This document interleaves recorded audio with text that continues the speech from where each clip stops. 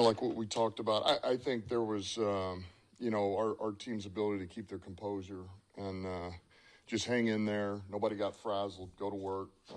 And I think like we talk about all the time, the team really played off of each other. And every unit had a big moment in that game to finish it out for us. And, you start with, we get a fumble, they run it back for a touchdown, take the lead. Defense comes right off the bench and a critical 2-point stop. I mean, that was big. We handled it well, sudden change in that moment. And then, offensively come back out, have to go 3 and out, and it was a sack. And Fox just delivers a huge punt that flips the field position. Dorst did a great job getting down there, 63-yarder. And, special team steps up, and then our defense, holds them, goes 3 and out, big-time stop.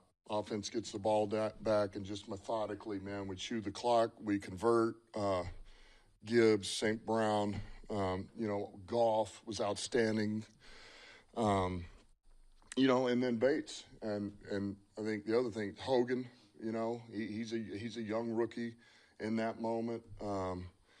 And Fox had another great hold, the protection, but then Bates, And so for those young guys, that was big time. So all 3 units, when we needed it, really stepped up and delivered. Some guys that really played well. There's a lot of guys that played well, but obviously Gibbs, St. Brown. We talked about Goff. Goff was just steady as a rock, man. I mean, he was unbelievable. Really saw the field well, got us in the right play, just big-time ball. And Frank, I thought that was the best Frank has played in a long time, and he's played good football around here, so that's saying something. Sewell really delivered. Leaf and Tim Patrick did some really good things, Defensively, I thought we played hard. We were physical. We challenged. I thought the end of game on both sides of the ball was big. I thought we handled, both of those situations really good. 4-minute defense was outstanding. I thought we challenged on the perimeter. I thought our attitude was on point. We didn't start the game or second half great, but, we bounced back and we hung in there and we just kept fighting. And so that whole back end, Amik and Kirby and BB and, TA, they really they challenged back there, and they really took a big part of the load for this game plan, to have to cover. They knew they were going to need to do a little bit there. I thought Rodrigo played outstanding. We did a lot to him. He kind of had to play the nickel. He played inside backer. We asked him to do a lot. I thought Alex played really well. Jack played really well. Pascal, showed up, made some plays for us. So it was... it was good in that regard. I thought Mac did some good things as well. But all in all, it was, it was right on the money. Wasn't perfect. We got a lot to clean up. That's the thing. At the end of the day, you go back and look at the tape, and we had some self-inflicted wounds in there that could have cost us, but they didn't. And our guys hung in there and bounced back, and it's a good win. David left the field. When David left the field, it looked pretty bad. Yeah. I think a lot of us were surprised, despite what we know about his toughness, being out there a couple series later.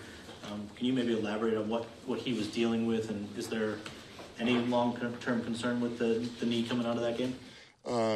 No, he's good. And it was really one of those that he had pain, and he knows it's in that area, around the knee, and it's kind of in the back, and so you're trying to figure it out, and it's painful, and once they got him off and they tested, looked at it, he started feeling better, and then you kind of trying to look at it on the monitor. We don't have the TV copies like you do. I mean, we've got these little, you can't see anything on them. But he got kneed in the back of the knee. So just kind of the meaty part. So it was more like a bruise or contusion, which was great. He bounced back. He'll be good. Nothing should come from this. So we're thankful for that. I know he is too. Names things on offense, Tim Patrick being one. You look at your two big plays, the Gibbs run, just his block on the corner to kind of seal it off there. And then on St. Brown's, he comes in motion, takes on Van Ginkel, a guy 30 pounds more. Have you ever been around a more unselfish group offensively? And I know you talk about all the time about those guys' willingness to block, but there's a guy who's been here 2 months, and he's already kind of bought in, and it seems like all the way across through that whole unit, just a really unselfish group. Man, it would be hard to say that yes, I have been. I mean, we had some unselfish units when I was coaching at New Orleans, and it's one of the reasons why we won a lot of games there. But this crew here, man, production / team mentality, all in, whatever you ask me to do, man, it'd be hard to match this crew. I mean, because they are. And, one of the reasons our run game is so productive, and I bring it up every week, because our receivers, man, they block on the perimeter, and they finish at the second level, and they're trying to block support, irritate support, whatever you want to call it. But they also, man, it was big. They helped us on the perimeter on the outside linebackers, the D ends, when tackles were blocking them or tight ends. And then, to your point, TP, he was going to start it, and we put him on the end, and Demo was going to help him, but he really didn't. Ball was out, but he handled his responsibility, and it's big, man. And I've said it before. Tim Patrick has been an excellent addition for us. I mean, he is that guy. We were desperately needed somebody like him, and I mean, he fits the mold of everything we're looking for. He rounds that receiver room out. Late-breaking news last week, really important that we didn't get to ask you about, but Chris Christie was really mad at you about the Cowboys, being mean to the Cowboys.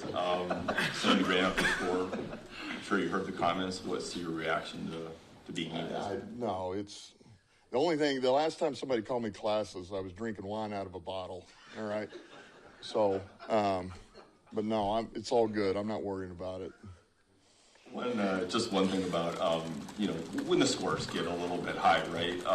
How do you know when to take your foot off the pedal? Like, do you have something is it a certain part of the game, score, fourth quarter? Well, how do you judge that? Just, you talking about in general?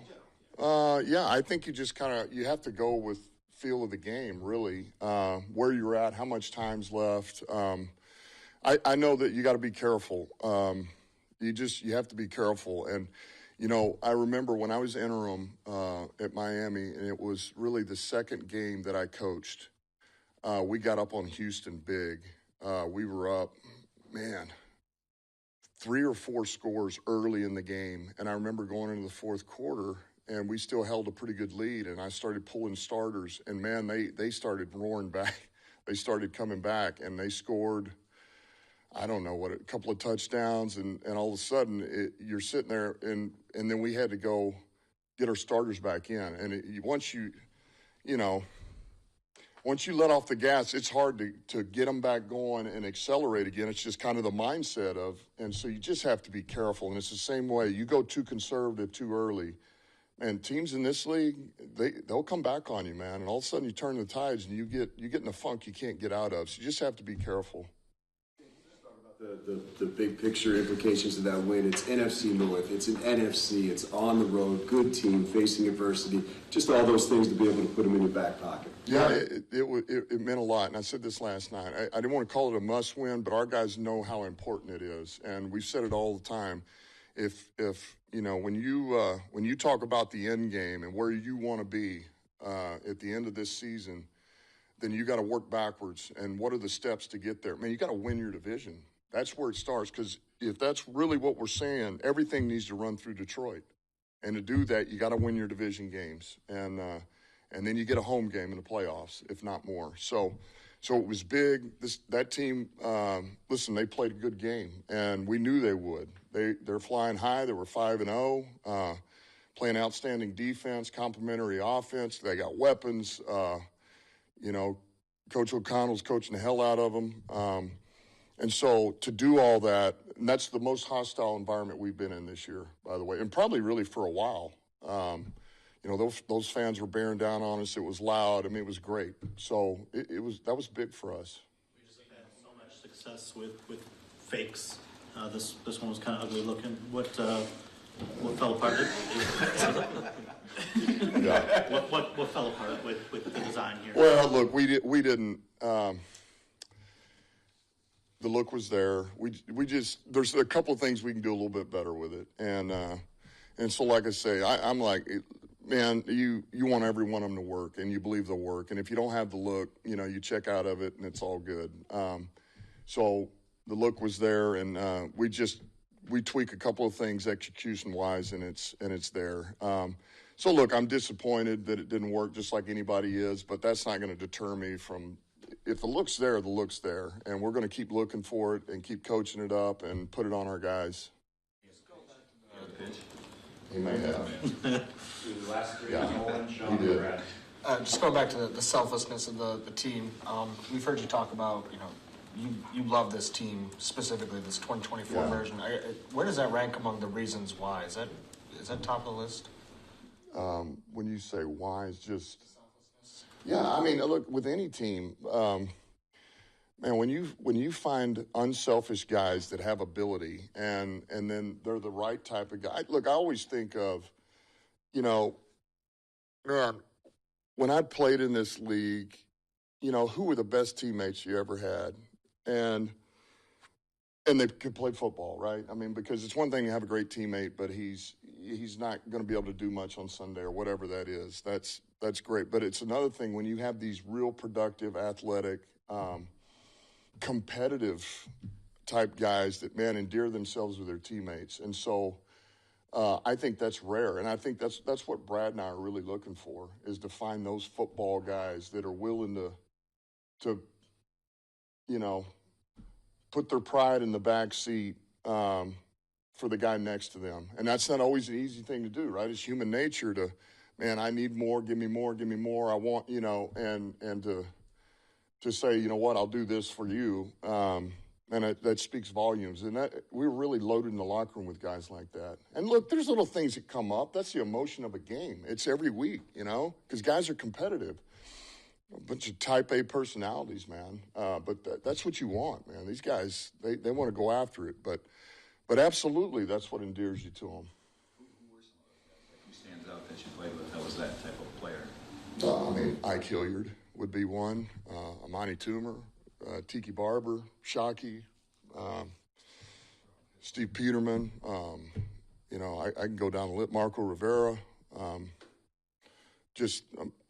can go a million places with this. Terry Glenn, Larry Allen, Darren Woodson, Dexter Coakley, Greg Ellis, all unselfish. Leroy Glover, like good players, but man, they love ball and they're willing to do whatever they needed to for the guy next to them. Dat win. Anyway.